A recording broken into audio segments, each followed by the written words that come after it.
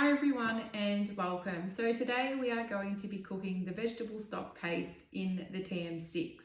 So this is one of the first recipes that we do like you to make. It goes in so many of the recipes that are available on Cookie-Doo, and it's a great replacement for all your stock powders. So you can see that we have got lots of vegetables and herbs cut up here, and all we're going to be adding is a little bit of oil and some salt. So let's get started. Okay, so I'm going to take the lid off. So I'm going just to have to tear those scales down. So it is telling me to put 200 grams of celery stalks, trimmed and cut. So I have included the leaves as well. I don't think it really matters. I think it's a bit of a waste not to put the leaves in there as well. Okay. Now we've got 2 carrots cut up into pieces. So got our carrots, just going to pop them in. And as you can see, they're still quite chunky, so I haven't worried about cutting them very small at this point. All right, so 1 brown onion cut in halves, and 1 fresh tomato cut in half. So that is cut into 2. 1 zucchini cut into pieces. So I've just left the top of the zucchini on there and the bottom. I'm not too worried about that. Normally if I was cooking it, I would remove it, but because it's for a vegetable stock paste, I'm not too worried. Now, this is where it says 2 cloves. I'm putting in this many cloves because as you can see, they are very, very small. All right, so a dried bay leaf. So I'm just gonna pop one of these in there. All right, so it's telling me to put some basil. So I've got my basil there. Now my basil's looking a little bit sorry for itself in places, but I'm not too worried. If you're using that for a garnish, obviously you probably wouldn't use it. But for the veggie stock paste, it's great to use up your sort of older vegetables that are nearing the end of their life cycle.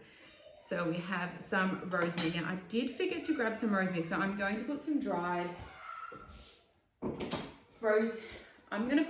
rosemary instead. We do like to use fresh herbs, but I simply forgot the rosemary. You can just completely skip that herb if you haven't, or just add a little bit of dried. Okay, so we've got some fresh parsley. I'm going to pop that in there as well. So, and I'm going to pop some sage in there as well. Okay. So I will show you what's in the bowl. So she's quite full, but that is not a problem. So we're going to put our mixing bowl lid on top. And now for 10 seconds, we are just going to chop those veggies at speed 6. Sometimes the bowl is a bit full, so it may need a little bit of help. We'll have a check. And as you can see, it hasn't got the stuff quite on top. So at this step, what we like to do, because sometimes we do need to give it a little bit of a push around because the veggies haven't moved around as nicely as what we would want them to. So I've just gone back a step. Now we're going to repeat that process. This doesn't always happen, but what I'm going to do is I'm going to put my spatula in here. Just give it a little help.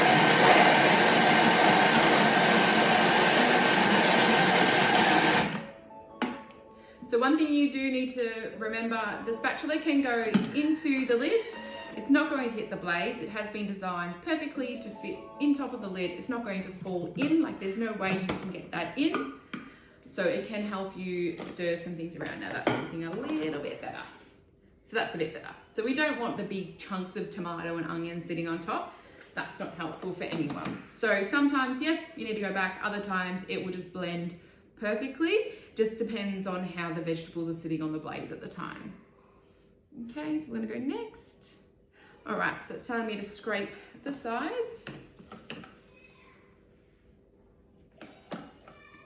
Okay, so I'm just gonna make sure that they're on 0. So the last thing you wanna do is start weighing and realize that they weren't on 0 when you started. So our scales are on 0. So we're gonna add 150 grams of rock salt. Now, I know this probably seems like a lot of rock salt, but what it does, it's a really, really good preserver. So it means that I should have pre-weighed that before I started. It means that you can pop this into the freezer and it will not freeze. So if you don't think you're going to use it all in time, feel free to pop it into the freezer. We go through it very quickly. I'm making this every month, I'd say. Okay, so all we're gonna do now is we're gonna pop that lid back on. So actually I'll show you what it looks like in there. So we've got our rock salt, we've got all our veggies that are chopped up, and that little bit of oil. So there's nothing else in there at this point. Going to pop our lid on. Okay, so now it's going to cook for 20 minutes at 120 degrees, and it's just going to slowly stir the vegetables and the salt, and it's going to cook them down, and I will show you guys what that looks like soon. Okay, so that step has now finished. So this is the beauty of hands-free cooking. So that was 20 minutes. We didn't have to touch the machine. We didn't have to do anything. We didn't need to worry about it was going to overcook or if it was going to burn or anything like that, because it takes it to that perfect temperature and it stops when it needs to.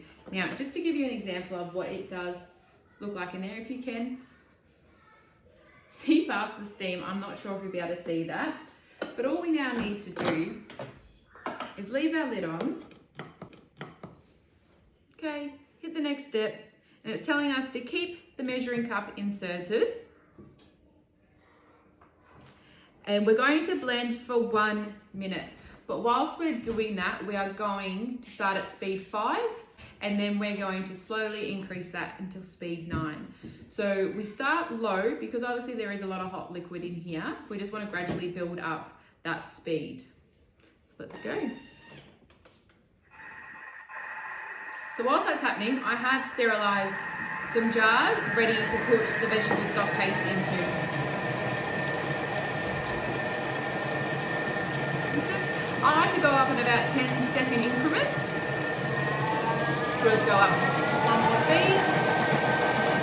Now you don't need to worry about the lid coming off because these arms keep the lid safely in place.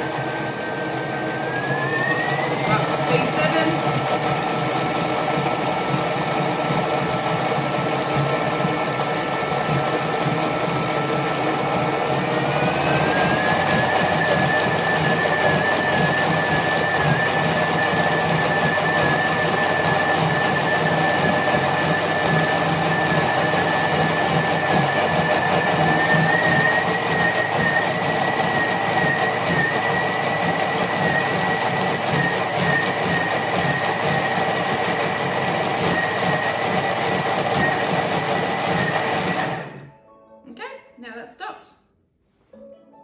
So the next step tells us to transfer it into a sealable container and place in the refrigerator. Okay, I like to let mine cool a little bit before I pop it in the fridge.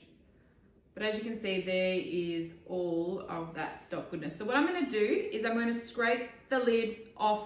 So these little bits that are on the lid, I'm going to scrape that off into the machine. Okay. And I'm going to show you why in a second. Okay. You don't want to waste any of that stuff. All right, the other thing I'm going to do is I'm going to take the measuring cup out. What I'm going to do is I'm going to take my jar and I'm going to put that over the top. So I'm going to use the lid as a funnel. Okay. So I'll just scrape some of these sides down. But everything there is perfectly blended. So if you're concerned about the lid, so you can pop it either way. So you can pop it that way or you can pop it that way. Whatever your preference is. You might change that depending on the size of your jar. So as I said before, these are sterilized jars.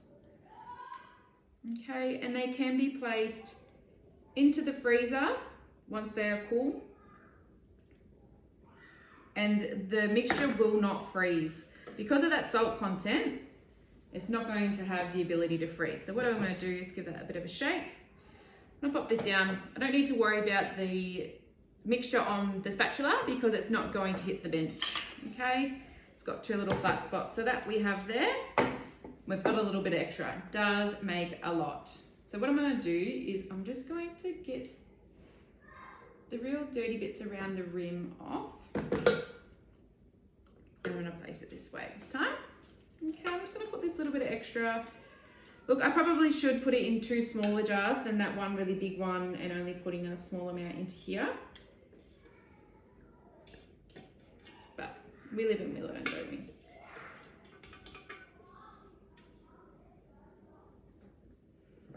Okay, that's pretty much it.